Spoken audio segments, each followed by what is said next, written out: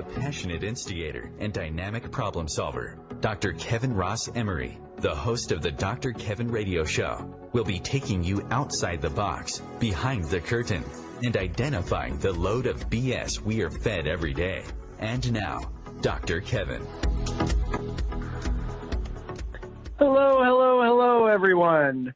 You're listening to the Dr. Kevin Show. My name is not Dr. Kevin. This is Matt Connarton. And, of course, if you are a regular listener to this program, you might already be familiar with me. I typically join Dr. Kevin on the show the first Thursday of every month, and then occasionally he will ask me to guest host for him, as I am doing this evening. So this is the Dr. Kevin Show on the OMTimes radio network, saving the world one ohm at a time, as Dr. Kevin would normally say if he were here with us, of course. Again, my name is Matt Connarton. I host a radio show called Matt Connarton Unleashed, which you can hear from anywhere in the world at IPMNation.com. That is weekdays 4 to 6 p.m. Eastern. And, of course, if you happen to be in Manchester, New Hampshire, you can also hear me on the FM dial on WMNH 95.3 in Manchester and on the Matt Connarton Unleashed Facebook page as well. But the best way to hear the show is IPMNation.com, and that is live weekdays. But, every now and then I'll get done that program and jump on this one. So here we are, and we will go ahead and bring in my guest this week on the Dr. Kevin Show. This is kind of familiar. I think I've talked to this guy before. Welcome to the show, our guest. This is Dr. Kevin. How are you? Good. Thank you for having me on, Matt. You know, I don't ever get a chance to be on this side of the microphone anymore. Yes. Well, welcome to the Dr. Kevin Show, Dr. Kevin. Well, thank you for having me. So, well, it's anytime. You're welcome anytime on the show. Oh, okay. Well, that's nice. I mean, I don't mean to speak for Dr. Kevin when he's not here, Dr. Kevin, but you're always welcome, Dr. Kevin, on the Dr. Kevin Show. Oh, well, thank you so much. So, yes. What are we talking about today, Matt, on the Dr. Kevin Show? Well, I believe we're going to get your thoughts on manipulation and, people being two-faced and things like that, and some of the aspects of it. It's not necessarily all negative, and, as one might expect. And we'll get your thoughts and feelings and formulations and all of that. So do you want to introduce me at all, Matt? I did. I introduced you as Dr. Kevin. Would you like a further introduction? The man, the myth, the legend, Dr. Kevin. How's that? The effervescent Dr. Kevin. Come on, Matt. How long have you known me? How many times have you interviewed me on different shows of yours? I have known you, Dr. Kevin, for about 35 years now. God, really? It's been that long? No, I'm kidding. No, it hasn't really been that long. So. There's a lot of time distortion these days. For example, it seems like Trump has been president for a decade. So there's a lot of time distortion. No, it hasn't been quite that long. But Dr. Kevin, you are I'm trying to think of some of the terms that I hear you. Well, you are a spiritual intuitive. Is that the right term?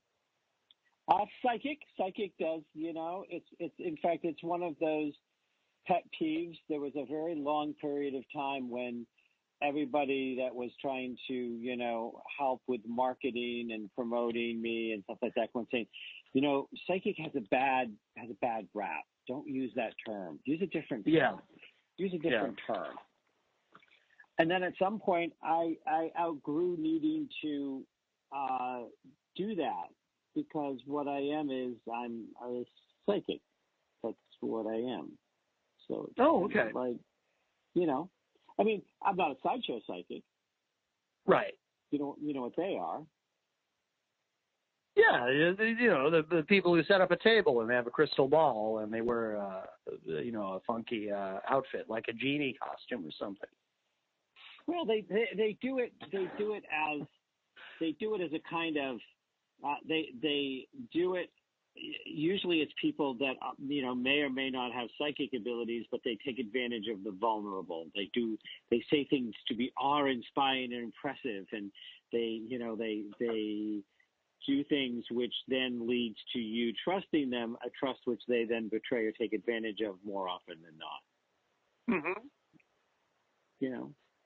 Yeah, so that makes sense. Yeah.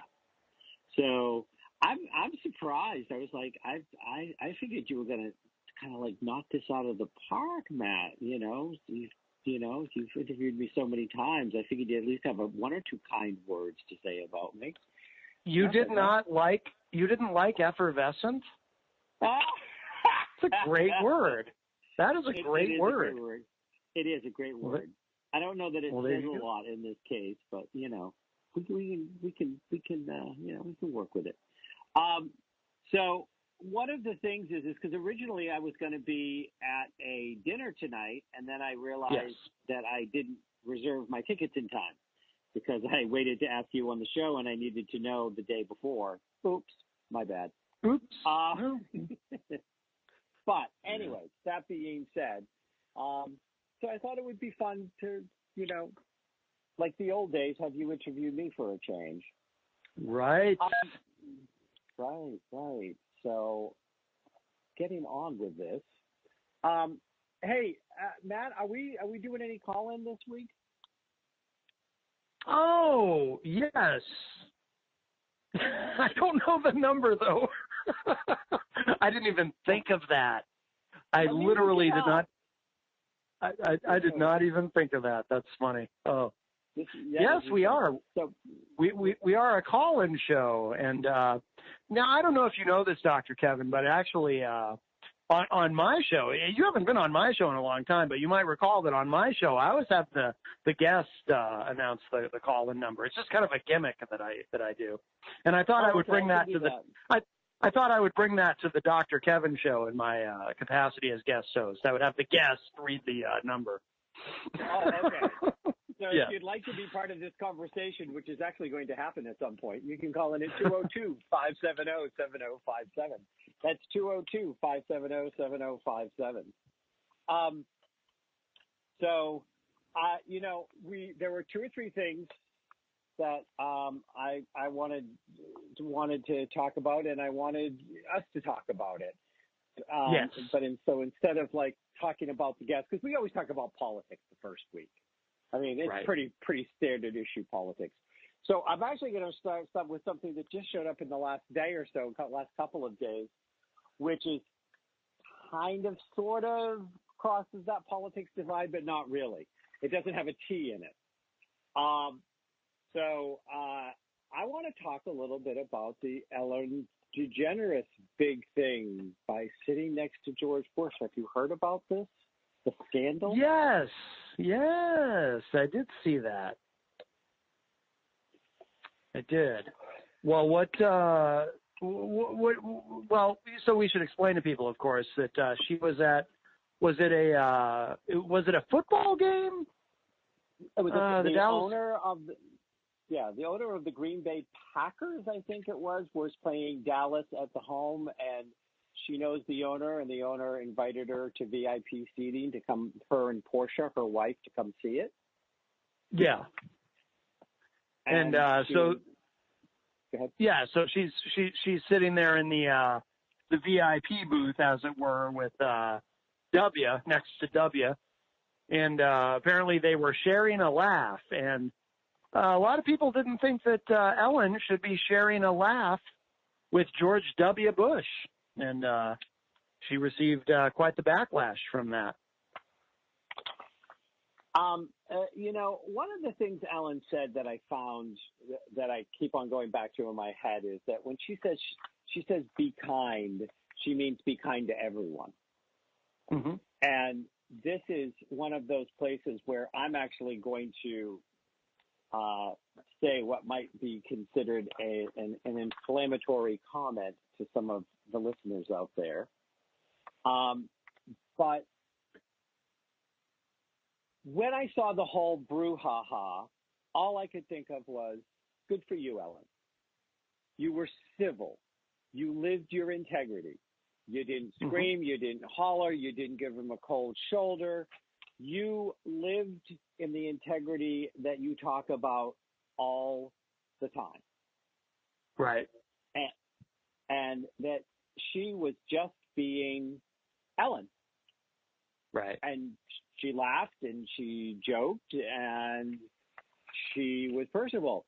And I think especially some of these people that love Ellen and love how she loves people, and some of the quote unquote spiritual people that also really like Ellen, and she's doing so much good in the world.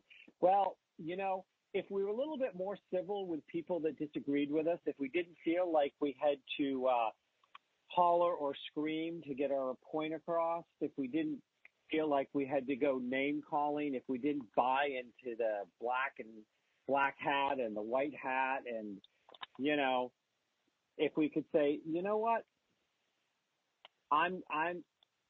yeah, she didn't say she'd vote for him for president if he ran again. She didn't say that, you know, she voted for him for president. She didn't say that she agreed, but she said he's a human, and I was civil to him. Right. I was kind to him. And I think that the more, and this makes me think of Michelle Obama, the more we take the high road. Take the high road. If you come across somebody and they're a George W. supporter, or in this day and age, a Trump supporter, maybe you just need to say, I'm trying to understand. And I'm not going to judge you, and I'm not going to get into a screaming match with you. I don't understand. And maybe you don't have to talk about it at all, because there are always going to be people out there with different belief systems. Mm-hmm. And I think that Ellen, you know, just like Michelle Obama always ends up like sharing a candy with George W. or something. I mean, they've had 2 or 3 pictures taken, and I don't remember an outlash that Michelle was somehow, a traitor to human rights or LGBT rights or anything else. I don't remember anybody screaming about that. What makes Ellen so different? So I mean, go ahead. Yeah, so I basically agree with you, but I'll play devil's advocate a little bit, because one of the things that I'm hearing from people who were critical of Ellen is that they'll say, well, where do you draw the line, though? Because on the one hand, because it's one thing to say, because it's George W. Bush, it gets a little bit complicated in this way. Depending on how you view him, for example, it's one thing to say maybe you don't agree with him politically, or maybe, you know, Ellen is gay and married to a woman, and George W. Bush is someone who ideologically opposed same-sex marriage, although I personally suspect that he personally couldn't care less about it one way or the other, but that's, you know, but his base would tend to oppose same-sex marriage. So, you know, you can view it that way as disagreeing politically, but then there's also the more severe view that some people have of George W. Bush, where some people look at him as a war criminal, as someone who got us into Iraq and Afghanistan, you know, through convinced the country to go along with that through lies and you know, a lot of deception and subterfuge. And if you see George W. Bush in that way, and you're willing to put that label on him as war criminal, which a lot of folks do, then it changes the dynamic, because then, you know, you then have to say to Ellen, why would you sit there and laugh with a war criminal, someone who is responsible for because if we're really being fully honest about it, we're talking about someone who has a lot of blood on his hands, and that's how I view George W. Bush. I view him as someone with an awful lot of blood on his hands. You know, hundreds of thousands of people, civilians killed, over the course of our term in Iraq, for example. So when you look at it that way, then it's a little trickier. Then it's not so much, well, be kind. If you say, well, be kind to everyone, yeah, sure, be kind and try to understand. But if you're sitting there with a war criminal, again, if you view him that way, then I think it's a little tougher to say, yeah, be kind to everyone, try to understand, try to have a dialogue, et cetera, et cetera. Well, so, and here's my response to that, Matt, that Ellen didn't know who was going to be in the booth. Right. From what I've read, that she shows up, she knows the guest, and she knew that she would probably be sitting in a spot where, besides the fact that she was a Packers fan, that she would have major different belief systems with people. And she chose to go with her wife, did not change her behavior as who she is, and she made the best of the situation when she showed up. I don't know. I mean, I don't know that. I don't know what she would have done differently in that situation, which would have been in integrity with who she is. Storm out, cold shoulder, treat them like. No, I think you're right. Yeah, that is a great point. It's easy for people to armchair quarterback it, but it's another thing to actually be in that situation. Yeah, I think you're right. Yeah. And I hear the music, Dr. Kevin. So we will take a quick break, and we'll be right back. This is Matt Connarton guest hosting this week on The Dr. Kevin Show. Stay with us.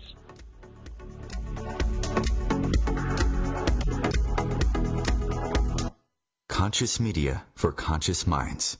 OMTimes. Have you ever wondered how to change your love paradigm? The secret key is finding a love partnership, not just a regular connection. How do you find these?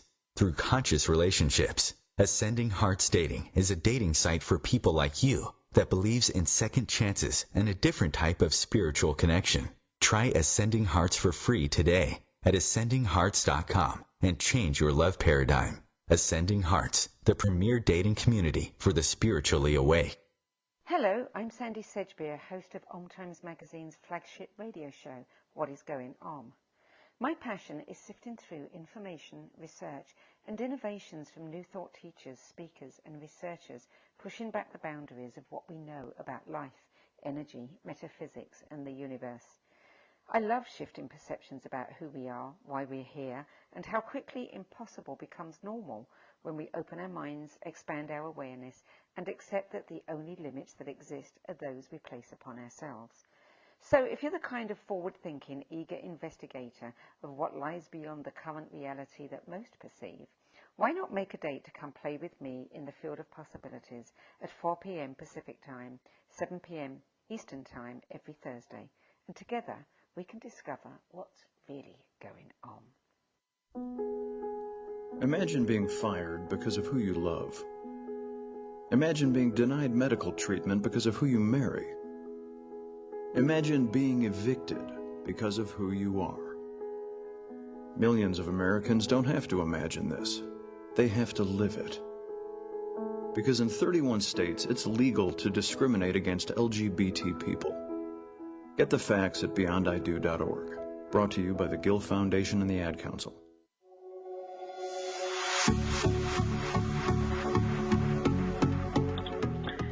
And welcome back, everyone. You're listening to the Dr. Kevin Show on the OMTimes Radio Network.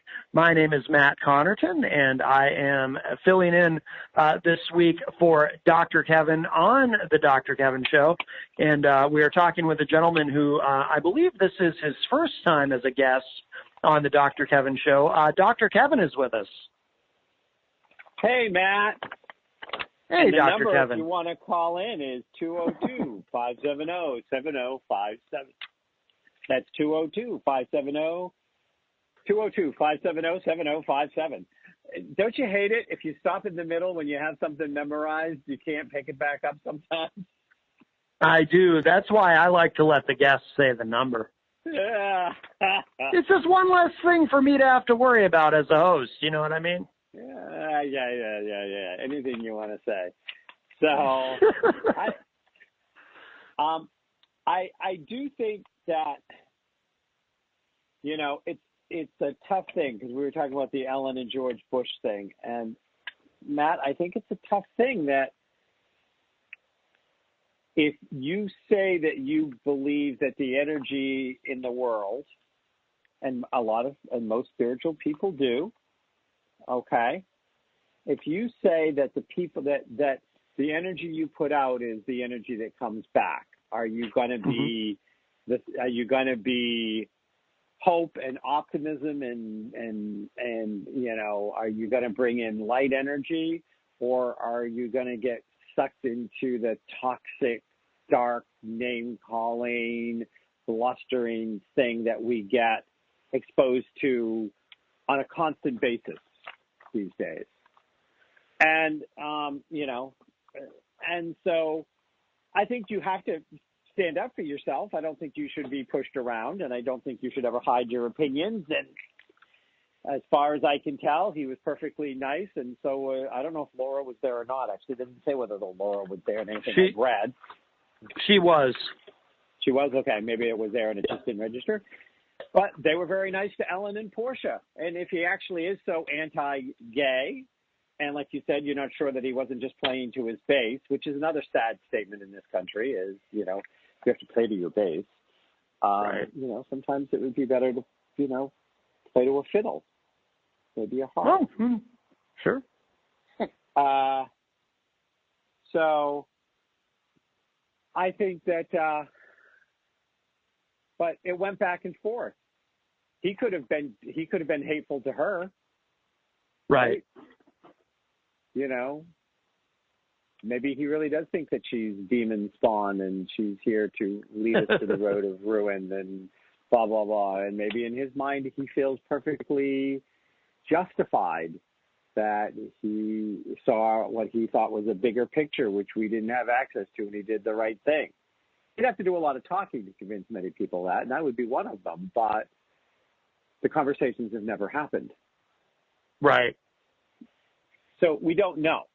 We know, right, we know right. what we know. We don't know what we don't know. But I will say, I don't think it gets us anywhere. Go ahead. I was just going to say, I will say I am a little bit surprised by this whole thing. I just would not have expected, and I would venture to guess Ellen was surprised as well. I just would never have expected this whole thing to blow up like this, and for it to be a controversy. I'm genuinely surprised. Yeah, you know, I am too. But, you know, there's a lot of frustrated people in the world today, and I think that they're almost gunning for things to get angry at, finding things, no matter who they are, to poke at, to, you know, get out some of their rage that they're not being able to get out, you know, with what's going on in D.C. right now.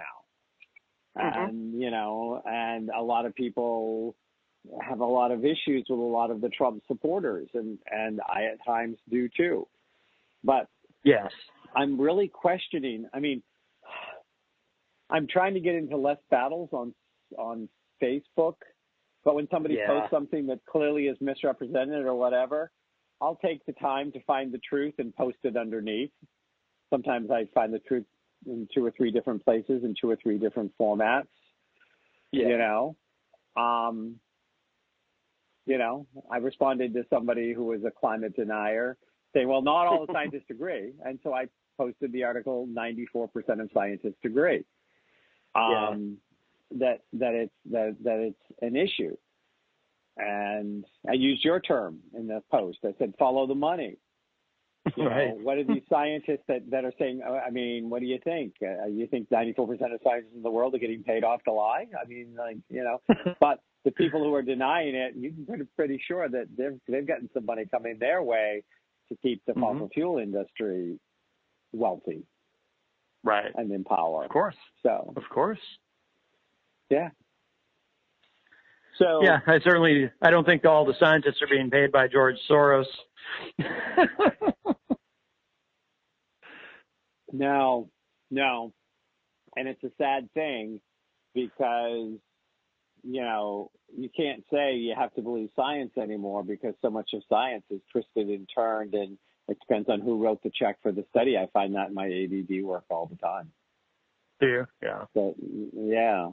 I had a woman with a degree in neurobiology who would go through these studies for me for a while, and and she would explain to me why the research was faulty or what were the assumptions they made that were incorrect, but that supported what the drug company who was underwriting the study wanted to have said. And she had the education and the background to understand the BS when she saw it. Right. And she pointed it out to me. But it wasn't going to change anything from the fact of, parents who aren't going to medicate their kids aren't going to medicate their kids, and the ones who are on the fence might get swayed, and then there are the ones who will always medicate their kids. And they're always going to pray at the altar of the AMA and whatever they say is right. And then when they screw them over, they'll be all outraged. And how could they betray my trust? And I want to say, how can you be so stupid? Especially this day. It's 2019. You find a lot of crap on the internet, but you can actually find real information if you stay with it long enough and you start to be able to discern what is actually something you can trust. Right. So let's talk about manipulation. Yeah. Well, it has a negative connotation, obviously. When somebody says manipulation, what do you think? Well, when I hear the word, I mean, my first reaction is to think of how human beings manipulate each other. Whether it's to get someone to do something for them, or you and I discuss politics a lot on the show. There's how politicians perhaps or people in their quest for power, whether it be in politics or other aspects, might manipulate others as a means of getting power, or how politicians manipulate constituents and voters into supporting them when it might not actually be the best option to support a particular individual. Things like that. That's what I think of when I hear the term. Yeah, and the thing is, and this is what I want, part of the reason that I think we've ended up where we've ended up today is because we've lost so many of our critical thinking skills. Mm-hmm. We've gotten lazy. We're lazy thinkers these days a lot of the time. Yeah. And we give our power away on a regular basis, and we stay very blinded to the realities of things that, in this case, like manipulation, and there are many things out there, and I teach this in my classes all the time. Manipulation is neither positive nor energy or negative. It depends on the fingers that are working it. Mm-hmm. And anybody out there who wants to decry that manipulation is a horrible thing and they would never do it, either never spent any time with a child or had a child, that went through that phase that they said, no. And you manipulate your butt off to work around the fact that your child is going through a stubborn stage. Right. Now, and it's manipulation. Well, that's the exception. No, it's not the exception. It's manipulation. But the thing is, manipulation is neither good nor bad. It's what your intention and motivation behind it is. And if you're manipulating something for somebody to see something, to see a situation, to understand something that they're just having a hard time with, and it's not for self-gain, you're not doing it for you.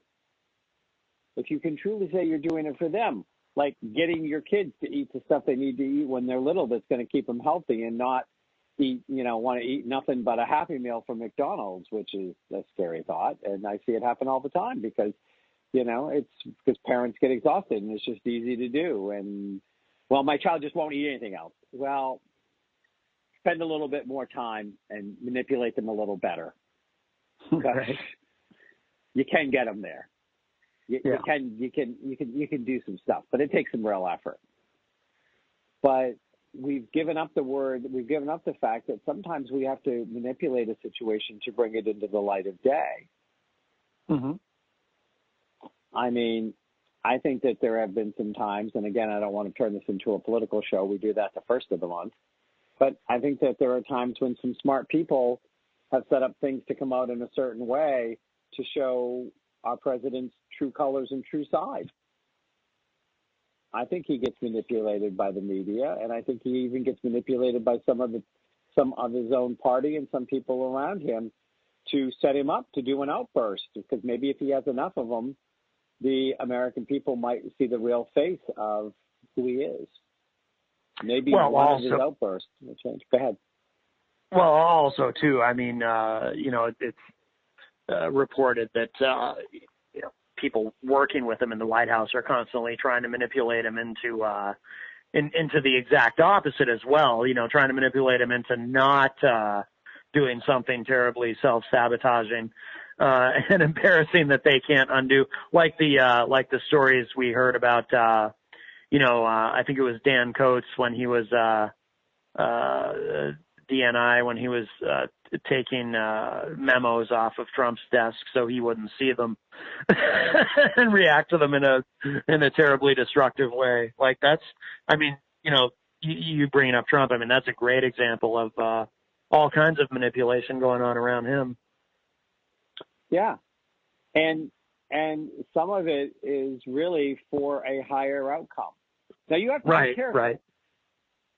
And I want to caution, because besides the fact that we become lazy thinkers, one of the places we have traded that in for is we excel in self-delusion.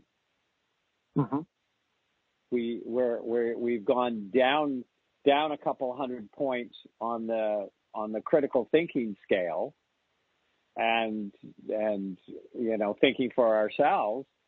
And I think the average American has gone up on a couple hundred points on but let's be self-deluding here. Right. And I want people not to go into the, oh, how dare you? And some people will. I want people to go, I always say this in class, Matt, which is, when I say something, if you love it, if you think it's fabulous, if it's the next best thing since sliced bread, take it. It's yours. Spread it around. It would be nice if you attach my name to it, because I'm always looking for new students and new clients. But if you don't, you don't, because I have no control over that. If I say something and it just leaves you flat, like there's no response, there's nothing, that you're just kind of like, it's not doing it for me, Dr. Kevin. I'm like, well, that's okay. Not everything I say is going to be pearls of wisdom. Right. And I'm okay with that. So walk away. Take what is good and work with it, and know that maybe not everything I said in every class was meant just for you. Right. And you take what's meant for you, and maybe that's fine. If it really irritates you and you get defensive and you want to start yelling and screaming, and if I'm just the biggest so-and-so in the world, think that or say that, then you really need to look at it, because I just hit a whole big bunch of truth you don't want to look at. Mm-hmm. So when I talk about the increase of self-deluding and lack of self-awareness and responsibility and ownership and the decline of critical thinking skills, you can in a very calm way go, that's not my experience. No, I read people all the time, and I think that they think really well. And I think they're very self-aware. I'd ask if they lived in a Tibetan monastery and there was only 5 people there, but, you know. But yeah. I think that this is, but if it gets you all upset and how dare I and who do I think I am, then you probably really want to look at it.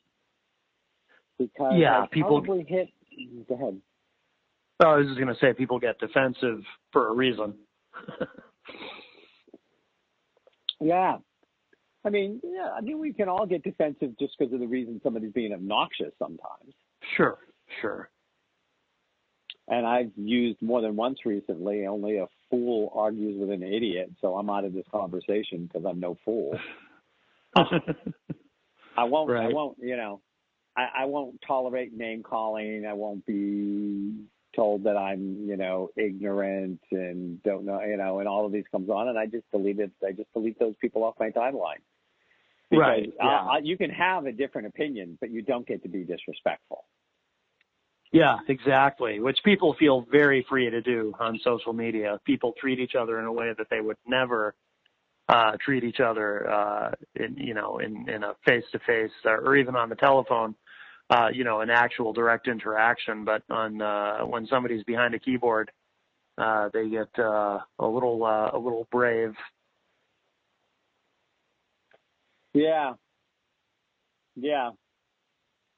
Well, so manipulation's not the only thing that applies to. It's the one that I like to use as a teaching core thing, because part of what I wanted to do since this show kind of sort of went sideways and the guest I thought was going to be able to come on wasn't, and that showed up just before last week, before we had our show, and everything fell the way it did. I said, I want to use this as a teaching show to talk about some things that, who knows? People say to me sometimes, they go, why do you bother? Well, you know they're never going to listen. And I go, but somebody might listen. One person might hear it and go, maybe I will be that final drop of water that makes somebody go, maybe I should rethink this. That's huge. Right. Yeah, absolutely. No, I agree. That's why it's important to not give up. Not give up on that. But I think it's also important not to buy in. And I struggle with this. You know that, Matt. You and I have been on enough shows together, and we've had enough conversations. I struggle with not getting angry and getting sucked into the toxicity of the hate message. Because, when it comes to toxicity and the hate message, if that's the ground you're going to compete with Trump on, you will lose every time, because he may not be the master of the deal. He may not be he may not be a self-made wealthy man. He may not be a lot of things, but he's a good mudslinger. That's right.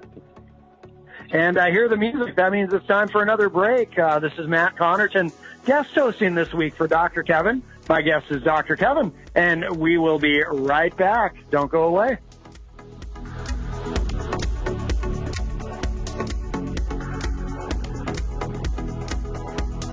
The Real Conscious Connection. OMTimes Radio. IOM FM. The number one reason girls drop out of school in sub-Saharan Africa is lack of access to feminine hygiene products. The Pads for Schoolgirls Project, an outreach of Humanity Healing International, is changing this paradigm by setting up sewing programs at schools, teaching girls a vocational skill, while producing the reusable pads that help keep them attending classes. The girls pay it forward by making and giving pad kits to other girls in need. To learn more, visit humanityhealing.org. Humanity Healing is where your heart is. More than 24 million Americans have an autoimmune disorder, and that number continues to grow. I'm Sharon Saylor, and I'm one of those 24 million. To put that number in perspective, cancer affects about 9 million and heart disease up to 22 million. That's why I've brought together top experts and those thriving regardless of their diagnosis to bring you the latest, most up-to-date information. Join me, Sharon Saylor, Friday night, 7 p.m. Eastern, for the Autoimmune Hour on Life Interrupted Radio to find out how to live your life uninterrupted. 911, what is your emergency? My kid shot himself. All right, where's the wound, sir? 911, what's your emergency? Please help. My son shot his brother. 911, what is your emergency? Okay. 911, please state your emergency. Every day, 8 kids and teens are unintentionally killed or injured by loaded and unlocked guns. It wasn't locked.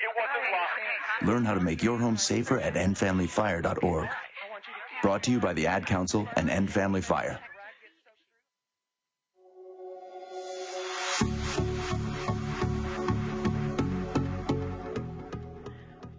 Welcome back, everybody. You're listening to the Dr. Kevin Show on OMTimes Radio. My name is Matt Connarton. I host a show called Matt Connarton Unleashed, which is live weekdays 4 to 6 p.m. Eastern at IPMNation.com. Also, if you happen to be local in Manchester, New Hampshire, you can hear me on WMNH 95.3 FM. And, of course, you can also get the show from anywhere on Facebook, on the Matt Connarton Unleashed Facebook page. And I am filling in this week as a guest host for the effervescent, with a capital E, Dr. Kevin. And our guest this week on the show is Dr. Kevin. Dr. Kevin, how are you? I'm doing well. You know, I'm sure that there are people out there, there may be even people like my producer going, what's going on? Is he crazy? It is all very confusing, isn't it?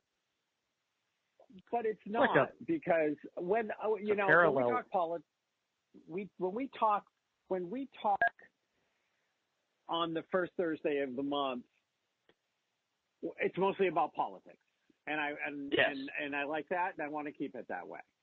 And when I interview all my other guests, it's about what they're doing or what they think or what they want to share with the world. And I was like, maybe it's my turn. Maybe I would like to be on the side where, you know, and we might do some future shows like this. I won't be a surprise guest in the future, but we may have, you interview me on, you know, some of the stuff I'm doing out in the world and some of those things, because I could just come on and do it. I mean, I could any week say, hey, I'm just going to be my own guest, and I'm just going to, and when somebody doesn't show up, and you've been there, and you have that happen sometimes on your show, and you're just a talking head. But it's better with interaction. And so, you know, I'd like to talk to some about like the ADD work I do, the empowerment work I do, the spiritual work I do. I'd like to do us have a day, you know, I'd like it if you came back and we could do a show on ghosts. It is Halloween. I do teach a class on it. I do have a DVD on it. I have been doing ghost clearings for my, you know, since I was 18, I think. So anyways, you know, it's going to probably sound really egotistical, but I'm actually a really interesting guy. You are, yes. So this is my opportunity to be on the other side. So now, what do you see, I was just going to say, Dr. Kevin, what I've actually been doing this entire time is just pretending we're in an alternate universe, because I think that's kind of fun. We're in a different Spider-Verse? Yes. Yes, there we go. But I'm sorry, you are the guest. Go ahead. What were you going to say? No. It's fine. You're such a wise guy. I don't mean to be a rude host. I interrupted you. Yeah, go ahead, Dr. Kevin. No. I don't know when we'll have this opportunity again to have you on the show. So please. Yeah. Well, probably if we're actually going to do a ghost show, we should do it this month at some point. So it might be sooner than you think, depending on your schedule. Good. And I have a whole backlog of emails from people that want to be on my show, and I need to go through them, because it's not like I've got a shortage of people that want to be on the show, but I'm starting to feel like, maybe once a month, maybe once every couple of months, I'm going to say, Matt, here's the topic that I want to talk on, and I want you to interview me. Right. How do you feel about that? No, I'm up for anything. I've heard that. So, So I think next time what I'm going to do, though, is I think I'm going to send you a list of questions. A list of questions? Yeah, I'm going to say, I want to talk on this topic, and here are the questions I want you to ask. Well, all right. And then you can ask if you want. You can throw them away, but, Right. Oh, no, I'll do whatever. For this hour, it's your show. That's a good point, Dr. Kevin. Yes. Yeah, it's your show right now. What do you think of when I say two-faced, Matt? Oh, well, I mean, that much like, we discussed earlier, that also has a very negative connotation when I first hear that term. I mean, two-faced, I think of someone who, behaves one way or treats you one way to your face, and then, maybe they're behaving in a different manner behind your back. Maybe they're talking about you behind your back. That's probably where the term is most commonly used.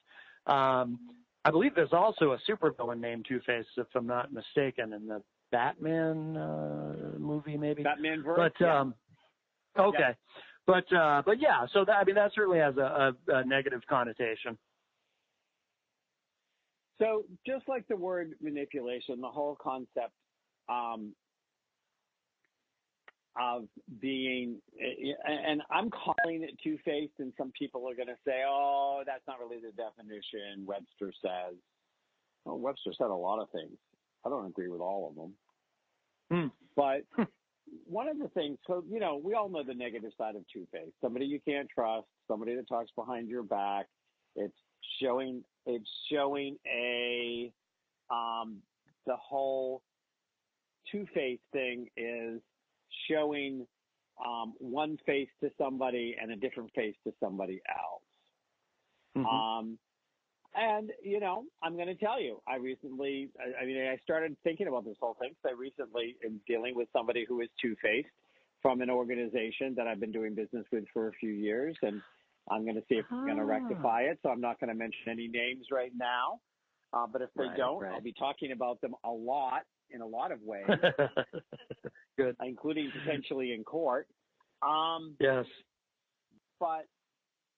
And the woman I was dealing with was clearly two-faced. And the reason she was two-faced was because she was smiling at me like she liked me, and I know she doesn't. But she's a salesperson. But she lied to me, and I had evidence that she lied to me. And I didn't even deal with her. And in fact, I recommend that is if you're in a business situation and somebody is lying to you, especially if you have proof, not just I feel like they're lying to me, look to see if you can find proof. Look and see if you can find evidence. Look if you can find the inconsistency. Then don't even talk to them. Go over their head. Right. I'm not even talking to this woman. Like, why would I talk to somebody who lies to me? Because I'm not going to trust anything they say. Right. They're going to say whatever they have to if they know that getting caught, they're going to get in trouble for it. Right. So, but then there's the good side. Then there's the other side of two-face. And that's being able to integrate the two sides of dealing with somebody and actually having two faces for the same person. And this really applies to people who are doing a lot of, who are very much into the spiritual community or the New Age community, or even some of the, self-help community, things like this. Mm-hmm. And the two faces that I see that most commonly go together, but people need to learn how to have these two faces. And one is when you're dealing with somebody that you can look at and have some compassion for. I know they came from a tough childhood. I know that maybe that they went through abuse issues, or I know that they had a tough divorce, or I know that they've got, I know all of the reasons, or I know some of the reasons, but I'm aware enough to see that this bad behavior, this negative behavior, just didn't spring out one day because they decided, oh, you know what? I think maybe I'll have a Caesar salad for lunch and become negative and become a negative version of a lying, two-faced, whatever the case may be. Right. There's always something that springs from it. There's something there. What led you to do that? What led you to be so self-justifying? What led you to be so insensitive to other people? Where was your wounds? Where are the wounds that you're living from? And I think in this day and age, a lot of times we see some of these wounds, and I don't know this to be true, but I really suspect that Trump was always a disappointment to his father. He's never going to show his grades. He's never going to show his grades because he didn't have good ones, and he got tossed out of schools, and his father and his father's connections, covered some really stupid things that he did. And I suspect that he was probably always a disappointment to Fred. But Fred never would have displayed that to the world. Right. I suspect that he came in. Oh, go ahead. Oh no, I was just saying, yeah, of course. No, I agree. and there is a part that says that, I bet that Fred wasn't an easy dad, and we have lots of indication that he was racist and he was homophobic and xenophobic, and that he was a player and he was all around not a nice guy, and and this was who this guy had as his role model and had to live up to. And whatever the public face was, I'm sure that the private face was very different. And whatever created the what we have today that we see in this man, which if it's not a mental illness, it definitely borders on one. I can have some compassion that his journey led him here. Now, right, a lot of people would be horrified to have any compassion with some of the stuff he's done and the people he's hurt and stuff like this. But as I tell all my clients, having compassion doesn't mean you're saying they're off the hook, or that it was okay, or that it is okay. Right. And the second face is the face that says, I can show you compassion. I can understand why you lied or cheated or stole from me. I can understand that you may feel like you're desperate or the world never gave you a chance, or whatever your story is. We all have a story. You can be a compassionate person and have the face of compassion and have the second face of, but it's not okay. And these are the boundaries. And there's an accountability in life. And I need to hold you accountable for your actions, because I'm not doing any good for you if I am compassionate to the point that allows you to, quote unquote, get away with it. Right, of course. And I think that there's a struggle. Go ahead. Oh, no, I was just going to say, and I'm a parent. I don't have any children, but I kind of think of it, it's like how a parent treats a child. You have to, you have to discipline your kid when they do something wrong, and it doesn't mean that you love them any less, but you don't do them any good by not disciplining them. So you have to do that. No. Yeah. You have to teach them how to get by in the world. And if you start with a multi-million-dollar trust fund and a lot of judges and police officers and other people in power in your dad's back pocket, you can certainly get away with a whole lot more and not get caught. You can have an imaginary bone spur. Right. You might get to be president someday.